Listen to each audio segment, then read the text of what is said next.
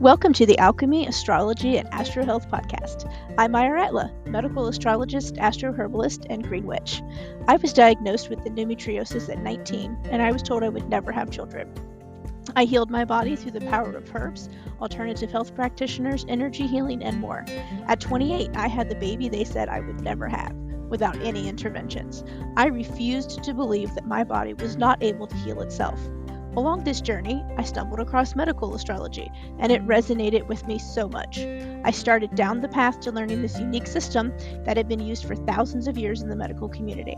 I now help other women heal their bodies using their cosmic blueprint, the unique blueprint that every person has embedded in their DNA from the stars. This system helps me see what's going on in your body on a cosmic level and exactly how to help you give your body what it needs to heal itself. We are all uniquely and amazingly designed, and when we learn to work with our design, love ourselves for how we are designed to function, and integrate the cosmos into our lives, I truly believe that we can see true and lasting health brought into our lives. If you are ready to change your life, heal your body, and learn to deeply love who you are, this podcast is for you. Come join me as I discuss medical astrology, astronutrition, astroherbalism, health, wellness, spirituality, transformation, and so much more. I'm so excited you are joining me.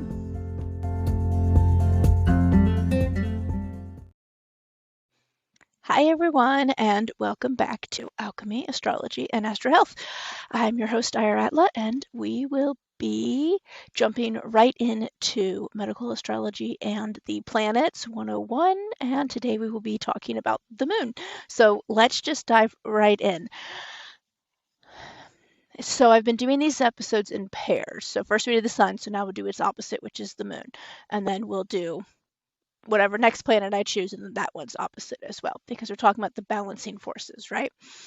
So the moon is the opposite of the sun in many ways, but has just as much of an influence over us as the sun, maybe more in some ways. For many people, I personally have much more of an influence with the moon in some ways than the sun, though I am a full sun plant and do not do well without a lot of sun in my life as well. So kind of a combination of the two. The moon does change signs every 2.5 days instead of every 30-ish days like the sun, right? And so because of that, we do feel its effects much more on our bodies and our minds and our health and all of that stuff. So let's dive into learning more about the moon. So when you think of the moon, what's like the first thing that comes to mind? For me, I immediately think of like water, reflections, and cycles. Since I am a person that's highly influenced by the moon and her cycles and phases and what sign she may be in at the moment, those are the things that really come to mind first for me. But what comes to mind first for you? This planet is the opposing energy of the sun. So as we talked about, the sun is hot and drying, the moon is cooling and moistening. The moon governs the waters of the earth, so she also governs the waters of our body. We need the moon's influence to help bring hydration to the dehydrated areas of the body that are created by the sun's influence. The moon is associated with the yin or receptive or feminine energy, as it's sometimes known as.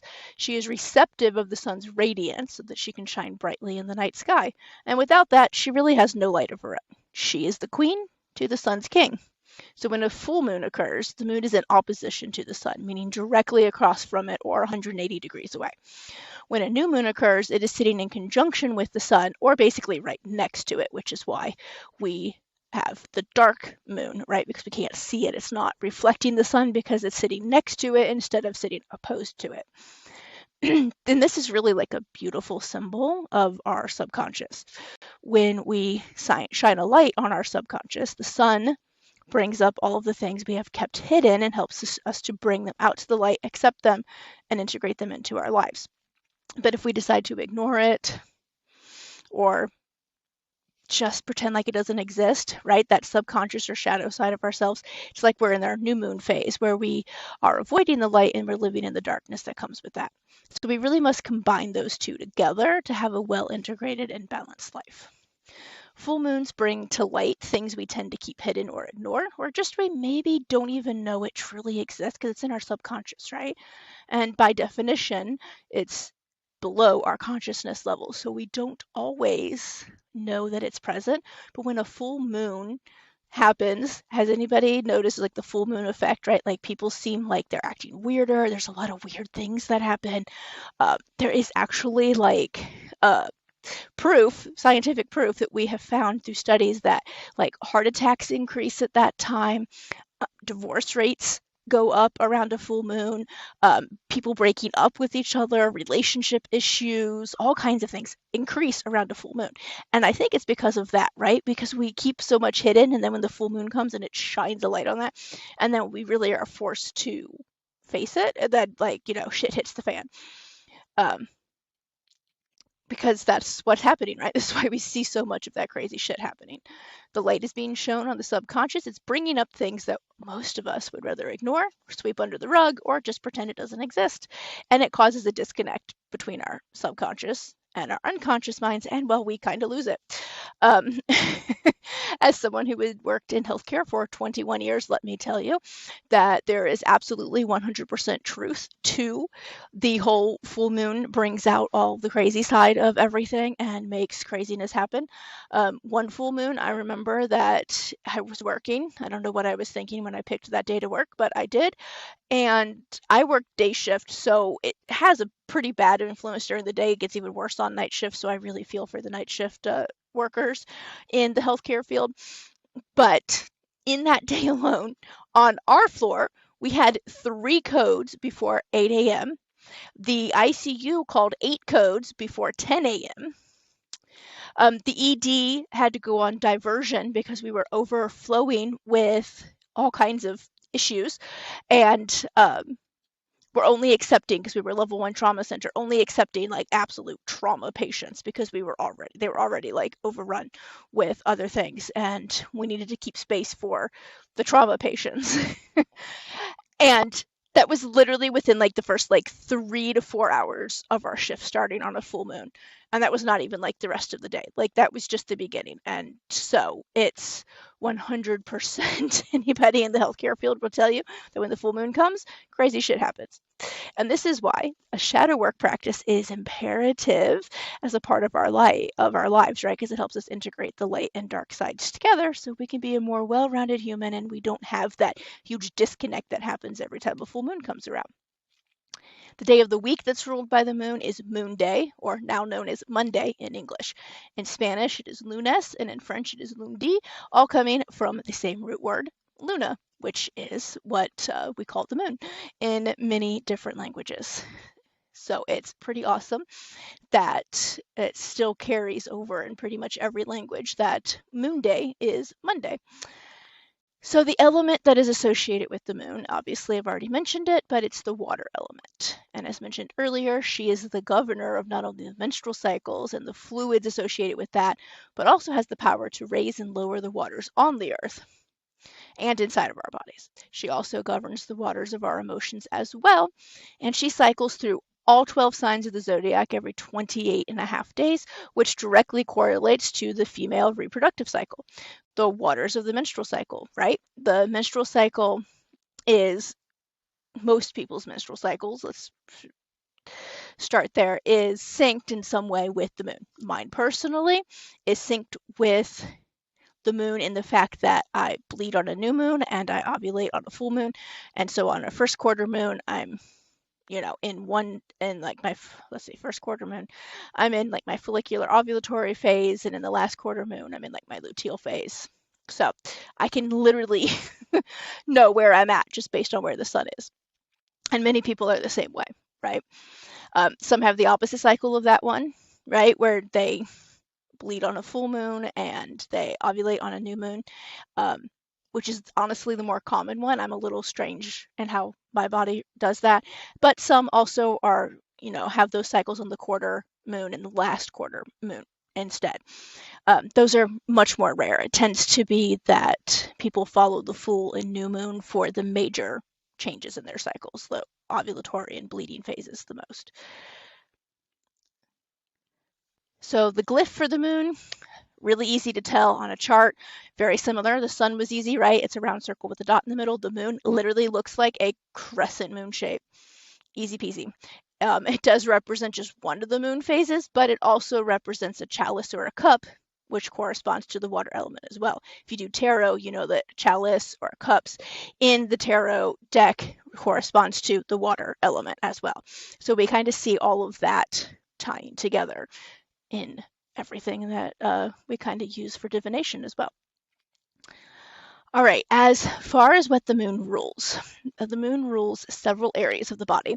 Obviously, as mentioned previously, the menstrual cycle and the female reproductive system, which is co-ruled with Venus. It rules the breast, the uterus, the womb, which we see that correlation with it ruling over Cancer, right? So the breast, the uterus, the womb, the ovaries, and then the hormones produced by the ovaries, which we also see Libra ruling over, which is ruled by Venus. So we do see some Venus connection to the ovaries and the hormones produced by the ovaries as well. It also has a correlation to the stomach, again, because it rules Cancer, which rules the stomach. The esophagus is also under the moon's rulership, and the stomach and esophagus are like the receptacles of the food we intake, right? So that makes sense because food, diet, and digestion are all under a powerful, very powerful relationship with the moon. And I do see a lot of correlation there. People who have digestive issues, a lot of times they'll get worse around the full moon and they'll get better around a new moon, or vice versa, depending on what the cause is. And so that helps me pinpoint what's going on so we can determine what we need to do and what we need to fix. The bladder is also under the rulership of the moon, which makes sense, right? Because it holds the fluids of our body that we are getting rid of and evacuating.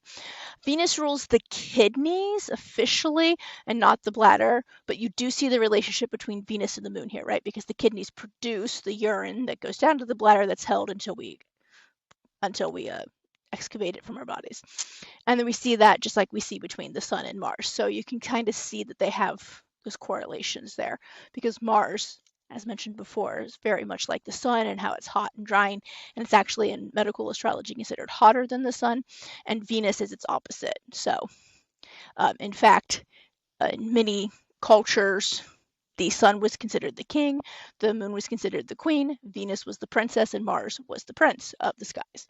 So we kind of see that correlation there as well. We also see a general rulership of the waters and fluids of the body as well, as mentioned before. If you are constantly dry, dehydrated, dry skin, fun stuff like that, this can show a deficiency of the moon in your chart and in your body, and this is known as a yin deficiency in traditional Chinese medicine. And then maybe the most important rulership that we see here is the brain. The moon rules over the brain and like the psychological aspect of the brain as well, which is where the old term lunacy comes from, right? The fact that the moon is seen as the ruling over the mental health of individuals, and then can lead to certain behaviors occurring more often around the full moon, but definitely being influenced by the moon no matter what phase it's in, especially depending on what sign it's in and where those signs are in your chart, right? Like when the moon hits Scorpio, for me, I can tell a huge difference than when it's like in, like, well, it is now, it's in Capricorn currently. And I notice a huge difference, right? Because I don't have a lot of Earth in my chart, but I do have a lot of Scorpio. So when it hits Scorpio, I can definitely tell that it's in Scorpio. And so depending on what sign it's in and how many of those you have in your chart, how many placements you have in that chart and that sign can lead to having more issues or less issues around that time. So the symbolization here, we see the moon is, again, like I mentioned earlier, often symbolized as a queen, the queen to the king's son. We also see the moon referred to like the goddess archetype in general. So we see here Diana, Artemis, Hecate, which is the dark side of the moon, right? The witch, Scorpio. Aaronrod, Luna, Mani. So as far as animals go, then we see the owl, wolf, raven, and frog, which symbolize the moon in each one of its phases, basically. So nutrition. In astronutrition, the moon rules over a couple vitamins and minerals. It rules over vitamin B12, which is also known as riboflavin, and then potassium. Vitamin B2 is essential for many different functions in the body. It helps to regulate the sodium-potassium exchange of the cells. It helps break down and assimilate carbs, proteins, and fats. And it is also needed for proper absorption of iron as well, which is ruled by Mars, but we all know that we as women need a hell of a lot of iron to keep up with that bleeding once a month, right?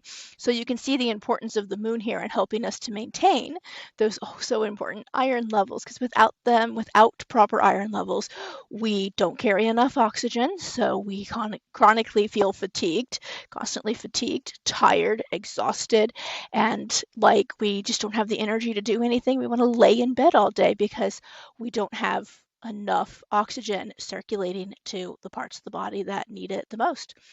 So it's really important here to have proper levels of vitamin B2 to help you keep proper levels of iron. Vitamin B2 is assimilated through the small intestine and stored mainly in the liver, though it has a few other areas it can be found for storage, but the main one is the liver. The liver stores the majority of the B vitamins and vitamin A. So if your small intestines are dry and they're not moist enough, you will have difficulty assimilating this important nutrient because it is a water-soluble vitamin. As with all of the B vitamins, it works best and is more effective when you take it with all the other B vitamins, as well as incorporating some vitamin C in there. So it's important to get all the B vitamins in your diet as well as vitamin C, and you can get all of the B vitamins at once through egg yolks, mainly is one of the main sources. It's really good for you with all of the B vitamins there, as well as liver, which I know most of us don't like, but you can take liver capsules, which kind of gets rid of some of that flavor, and then green leafy vegetables. So vitamin B2 in specific, you can find in many food sources, including beans, lima beans in particular, beet greens, broccoli, chickpeas, cabbage, mustard greens, soybeans, spinach, turnip greens, watercress, and dried apricots. For some reason, you find a higher concentration in the dried apricots over the fresh apricots. So just an FYI. Blueberries, mangoes, prunes, tangerines, peanuts, and then we find it as well in beef, beef kidney, liver, pork, and these would all be like grass-fed or pasture-raised, especially those would have a higher concentration. We find it in eggs, like I was saying, whole eggs, mainly the yolks. You don't get them in the egg whites. It's really the only nutrient that's really found in the egg whites is protein, which of course we do need, but if you want those B vitamins, you got to eat the yolks too. It's found in cheese, it's found in whole milk, nutritional yeast, dulse, and kelp, which are both like a type of seaweed, kind of. You could also find it in some herbs, specifically in bladderwrack, which is a more of a seaweed than like necessarily a herb, but hence the name. It works really well for the bladder, for the urinary tract in general, and is great for helping women with maintaining their urinary tract, especially after having children, which when that happens, sometimes that whole area can get a little wrecked and we can have issues with being able to maintain holding our urine in when certain things occur. So bladderwrack can really help with that. It's also found in fenugreek and saffron as well. Optimal daily levels are 15 to 50 milligrams daily. The risk of overdose or toxicity of these is really low because they are water soluble.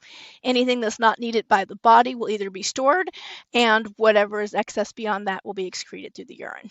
So it's really, really difficult to take too much of the B vitamins. Potassium is the next one. It's the only mineral governed by the moon, and it is needed for many different things in the body, including muscle health and contraction, fluid balance, and proper functioning of the electrical system of the body, especially in the heart.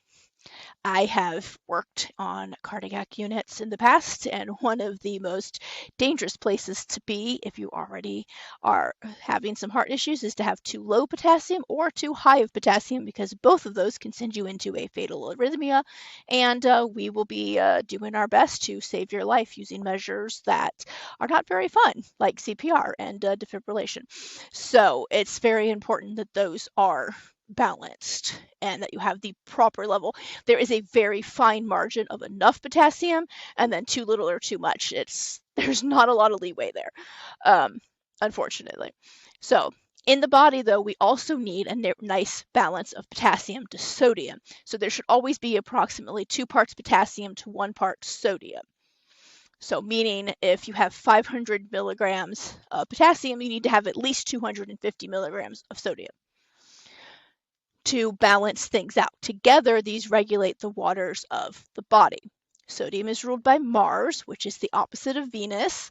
Sodium is also needed for muscle contraction, and Mars being the warrior planet, right, governing our movements. So you can see how that association makes sense.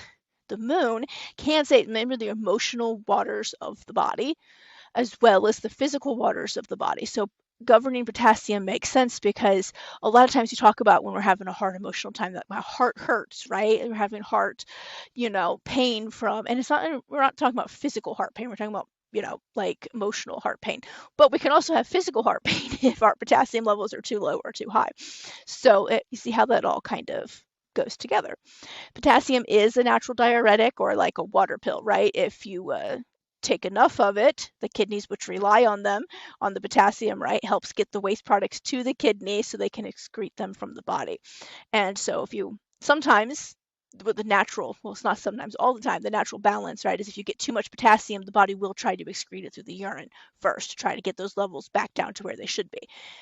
Sometimes, those systems get overloaded, they get overwhelmed, and things happen because there's other things going on, right? Disease and dysfunction in the body that overloads the kidneys and they can't get those, and then you can get too much potassium in the body. Or you can have the opposite effect where the kidneys excrete too much because they're working maybe a little too well, and then you have too little potassium. So there's a nice fine balance that the body likes to maintain, and if any of those balances get knocked out of whack even for a little bit, we can have some problems.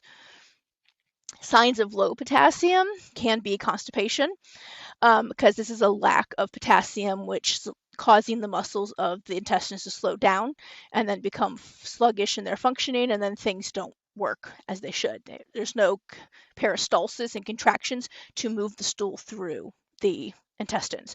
And then it kind of just sits there. And then we start reabsorbing metabolic waste products, i.e. toxins, that we were trying to excrete, which then leads to a buildup of those in our system over time, because the kidneys will then have to work double time to get those out, and they can't always do that. So that can lead to a lot of health problems as well. So having too low of potassium can lead to a slew of like domino effect, right? It also works with calcium to regulate the neuromuscular movements of the muscles, and it works with phosphorus to ensure that oxygen reaches the brain.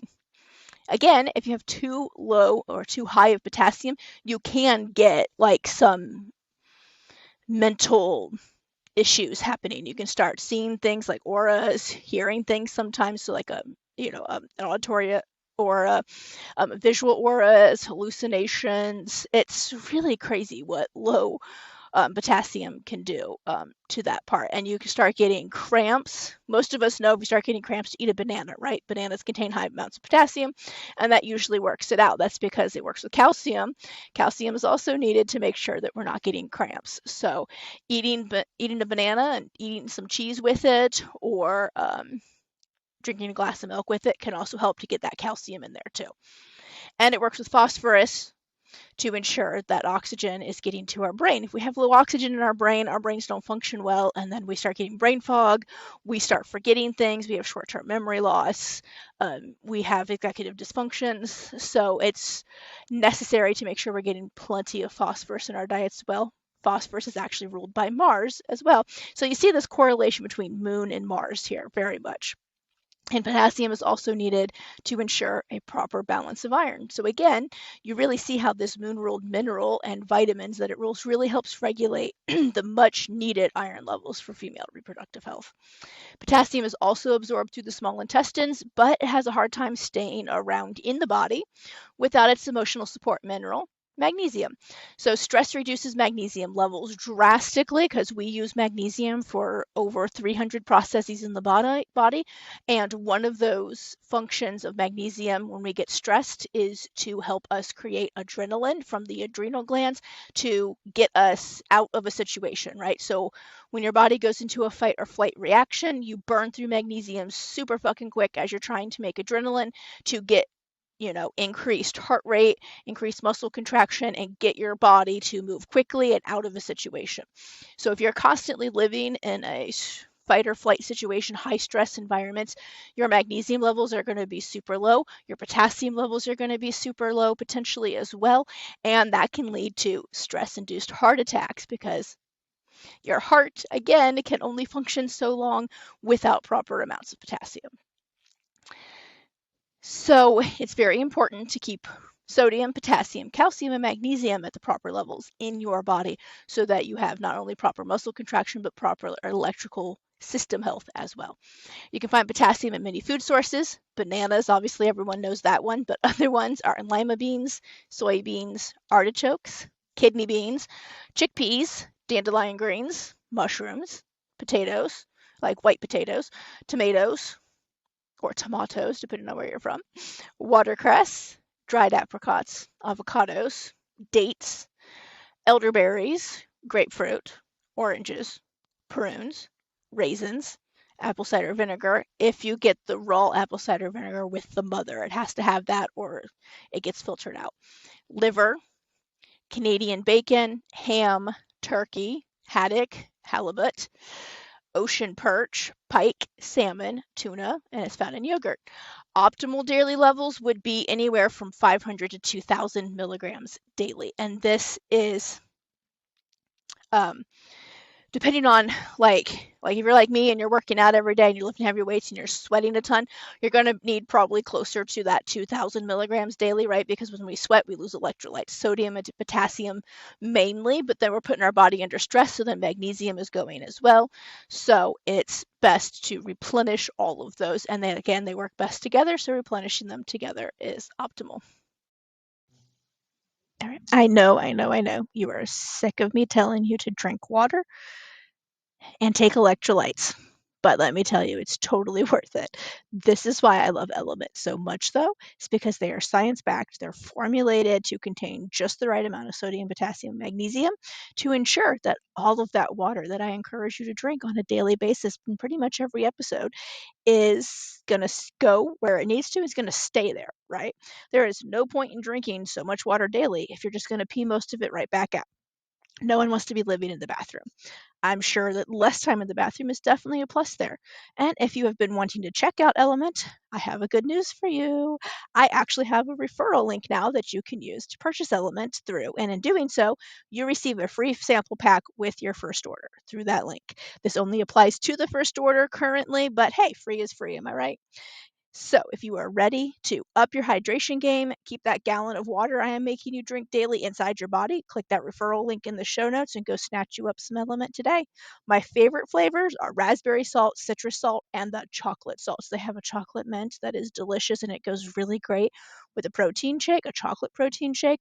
After I've had a really hard workout, it helps replenish me. It gives me all the potassium, sodium, and magnesium that I just sweated out back, as well as tasting delicious. It's great in hot chocolate and coffee as well. So, perfect times.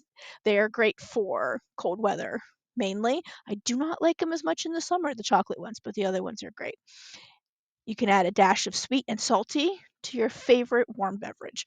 So, go now to the link, get your free sample pack of Element today with your first order. Enjoy it. Let me know what you think about it because it's my absolute fucking favorite electrolyte brand. And that's that. Back to your regularly scheduled program. All right, so the moon governs our emotions, which we all know can be volatile sometimes, right? In its positive or high expression, we see someone who has the ability to be empathetic and compassionate toward others, but they do not take on that pain, suffering, or energy as their own. One has great boundaries surrounding themselves. In its positive expression, we see someone who makes you feel really good when they show up. You feel welcomed, accepted, cherished even, right? Like when you're upset and you call your moms, right? You want to call your mom because you're upset. What do healthy moms do? Right? If you have a mom who is not a toxic individual, they're like, hey, come right over. You know, when you show up, they have all the best things ready for you. Your favorite treat, they have maybe your favorite movie, they have a compassionate listening ear, like a shoulder to cry on, or whatever, right? And it can be anybody. It doesn't have to be your mom. It can be someone who's like a mom figure. It can be someone who's just that type of person that makes you feel good and you want to go see them when you're not feeling great or your emotions are high. And that is a healthy, positive, high expression of the moon in someone's life, right? We also see characteristics such as like a calm demeanor, a presence. They're very serene, and they're like a responsive person. They're able to look within themselves, be alone with what they see, even if they don't like it, which let me, be honest, we don't all like it. But they have the ability to be expressive outwardly to others, right? They have like a richness of emotions that they can show. They're able to be an emotional being and they're not afraid of expressing those emotions. So we see like sensitivity combined with power. And this is what we see, right, when the sun and moon are well integrated and balanced within our lives. as far as the negative correspondences, when someone's in their negative or low expression of the moon in their lives, we see someone who is very sensitive in mind, in their hearts. They're easily overwhelmed in social situations. They have little to no personal boundaries. And overall, they're very nervous and anxious all of the time. The light of the sun is usually lacking in their lives as well, because remember, the moon has no light of its own. So if you're not feeling that moon presence, it's probably because you don't have enough sun in your life physically, right? You don't get enough physical sun, as well as integrating your sun and sun sign into your body as well, because it's just not able to shine into your life through the moon. And this also leads to then like low self-esteem, lack of confidence, and then they lack the ability to transmute that sensitivity into compassion. Remember, we talked about Pisces, very sensitive, and there's nothing wrong with being sensitive, but you have to be able to transmute that into like compassion for others and use that sensitivity as the gift that it is, and not just use it to be absolutely offended by everything and walking around with a chip on your shoulder, just knowing everybody's coming after you and being super upset over everything anybody says to you. Those are signs that there is something lacking in your life that you need to work on. It's not everybody else's responsibility to tiptoe around you and your explosive emotions all the time. You are responsible for your emotions, just like they're responsible for theirs, and you're responsible for your feelings. And it's nobody else's responsibility to walk on eggshells around you. So if you find this happening, it's a good bet that you don't have enough sun in your life and you're not integrating the sun and the moon well, and you need to start working on that. These individuals can be extra sensitive to the EMF field as well. So less time around computers, phones, and more time in nature would not hurt. They lack boundaries a lot of times, timid, submissive, reactive, and kind of irrational. They tend to act from their feelings and not that logical linear mindset, right, that the like sun would give us. They get stuck in patterns of drama followed by a period of peace and then more drama, and this is because they lack the ability to flow with their emotions and transmute them when they need to. And they expect, everybody in the world to tiptoe around them and their irrational, explosive emotions, and that's just not a good way to be. People shouldn't have to tiptoe around you.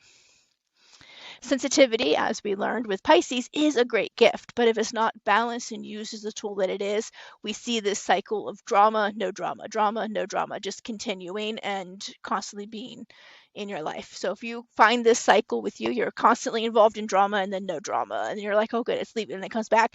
That's time to look in the mirror, dive into your chart, dive deep into your psyche, do some shadow work, figure out what it is that you're lacking in your life, either physically, right? Like maybe you're missing some of the moon governed minerals and vitamins that are causing this. Maybe, there's something else going on, but look into that and start working on that, because you will feel so much better, trust me, when you break that cycle.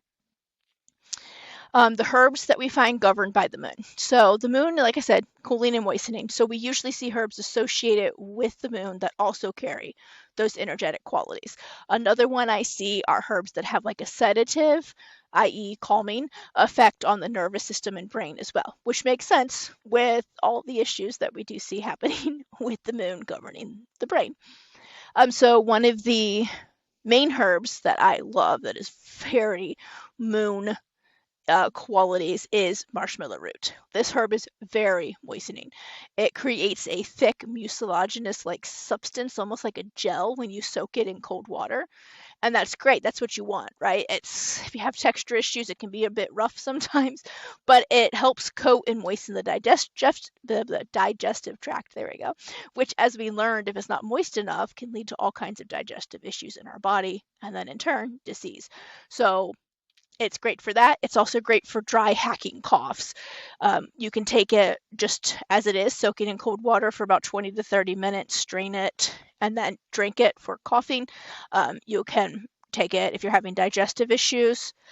Most digestive issues are caused by hot, inflammatory, low acid problems over anything else. So taking marshmallow root before meals can be really helpful to help moisten the stomach and get it primed to ingest food. And then overall, it's a really great herb for adding moisture to the body. I use it frequently in so many of my blends, especially if I have somebody who has a lot of fire in their chart. It really helps cool some of that fire in the body down, right? The next one is skullcap. Skullcap is one of my favorite herbs. This is a sedative herb, but it also has a cooling effect to the body as well. It brings really great relief to an overtaxed, overwhelmed nervous system and a brain that never seems to shut off. So if you have a brain that just wants to run constantly, especially when you're trying to sleep at night, skullcap is a fantastic herb for that. It really cools that hot, overwhelmed nervous system down.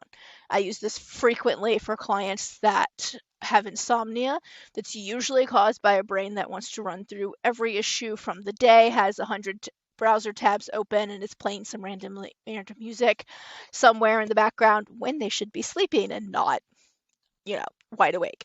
It's also very effective against migraines and headaches as well. So we love, love, love, love, love skullcap over here.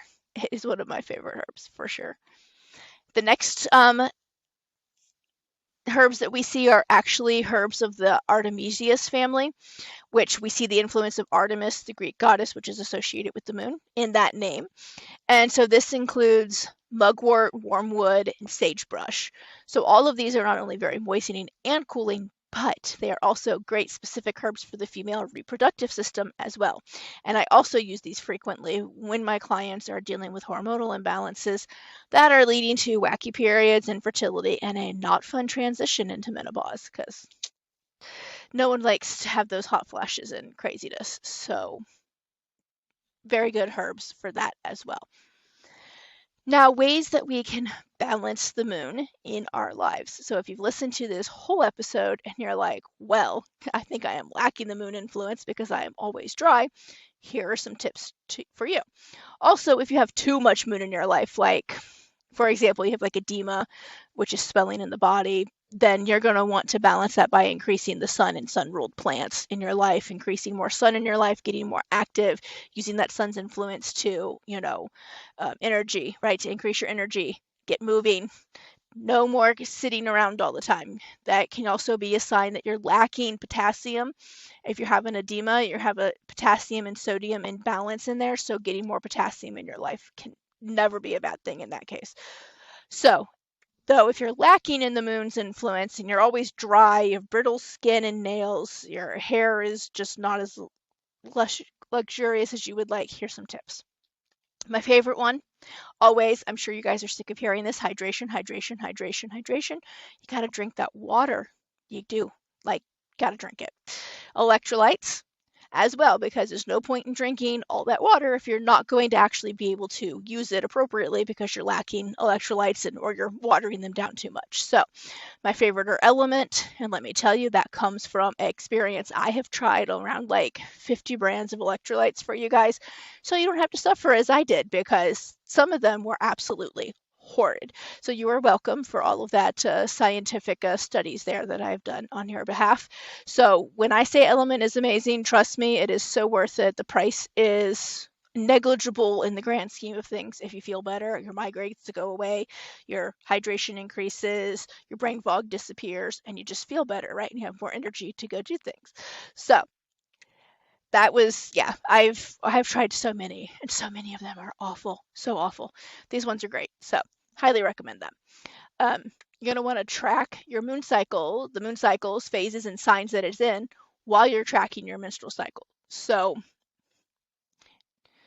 as you track your menstrual cycle, you're going to put a note next to it of where the moon, what phase it's in, right? So waning crescent, waxing, gibbous, full moon, new moon, first quarter, last quarter, etc., which sign that it's in at that moment in time, and any notes about how you're feeling emotionally and physically on those days. And you're going to want to know this information because knowing that really helps you know how your body's going to react, what phase of your menstrual cycle will be coming up next, and how the sign is in affects you emotionally, mentally, physically. So that is going to be your best defense, right, against not having enough moon in your life and not having enough moisture in your life, not having enough waters in your life, and being able to really get through life easier. It's going to help you track when you're going to be more emotional so you can give yourself grace, because you know what? We're all emotional beings. It's okay to be emotional. But if you know that it's going to be one of those days where you're going to be way more emotional than usual, it's just good for you to know that so that you can be prepared ahead of time that things are going to set you off a little easier. And then in turn, no, it's not anybody else's fault that they're setting you off. You already knew this was going to happen. And so you can prepare for that, right? You can maybe, if you can, sequester yourself that day, stay away from people, or don't interact as much. Or if something sets you off, excuse yourself to work through it and then come back to the situation, right? Like, you can prepare for this. You can prepare for what cycle you're going to be in your menstrual cycle, what phase, so you know what's coming up. It just gives you all that information to know that. I am going to be coming out with a guide soon to track your cycle with the moon and how exactly to do that. So keep an eye out for that. If you want to know more, that's going to be something that's going to be super amazing to help you. Incorporate the herbs above as teas daily. You can drink 1 cup daily, multiple cups daily. If you have the brain that doesn't want to shut off at night, skull cap is amazing. You want lukewarm water over it. Soak it for 30 minutes. Steep it for 30 minutes. Strain it and drink it. You're going to want about 1 tablespoon of the dried skull cap herb for that. Another thing you can do is slow down. Embrace that receptive, passive energy of the moon, right? Learn to stop and smell the roses. Spend time in nature, just sitting and listening to the sounds around you. Grounding with the earth. Stop that hustle and bustle. Start cutting things out of your schedule that you have been doing, but that aren't fulfilling you, and they're just adding to those stress levels. Because trust me, you will be much happier and healthier when you take time to sit still, relax, and just listen to the earth and your body. Everything can wait. Everything can wait. I know that the hustle culture that we live in tries to tell you that things have to be done now, and that's just not true. Let me tell you, I took 3 weeks off for the end of the year for my business, just off of everything, off the podcast, off the newsletter, off everything. Just took a break because I wanted a break. I needed a break. I took a break. In that time, I booked 3 more clients.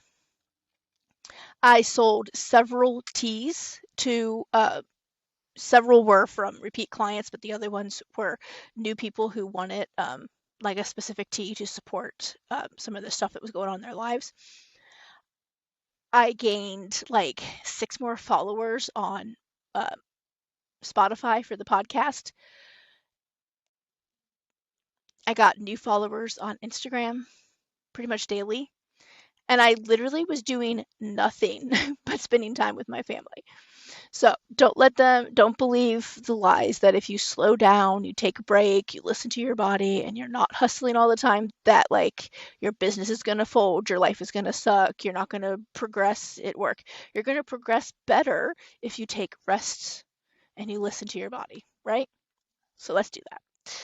Overall, the moon is an integral part of our lives, and some modalities consider it more important than the sun in our lives. It regulates our emotions, our menstrual cycles, and the waters of our body.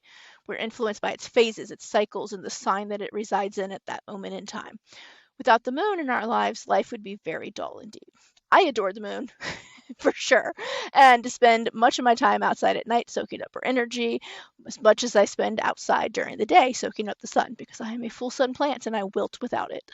I hope this episode resonated with you guys. If you have any questions, please reach out to me. Let me know in the comments what you thought of this episode. If you have any questions or you want your own reading, you can email me at info@atlaastrology.com, or you can just visit atlaastrology.com and check out everything there and book through there. And I would absolutely love to work with you guys. Until next time, love and light.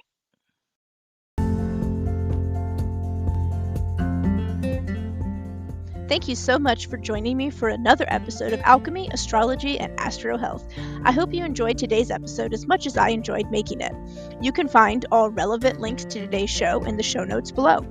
If you loved the show today, please subscribe, follow, and leave me a review. I love to hear your thoughts, and it helps me know what is a hit and to make more of that content, especially for you. If you want to learn more about me and how I can help you, head over to atlaastrology.com. There you can sign up for a medical astrology package, download my free free sun sign in your health ebook, read the blog, and so much more. If you want to connect more outside the podcast, follow my Instagram channel at Atla Astrology, or join my Astro Connection community, the link to which you can find in the show notes. Until next time, love and light.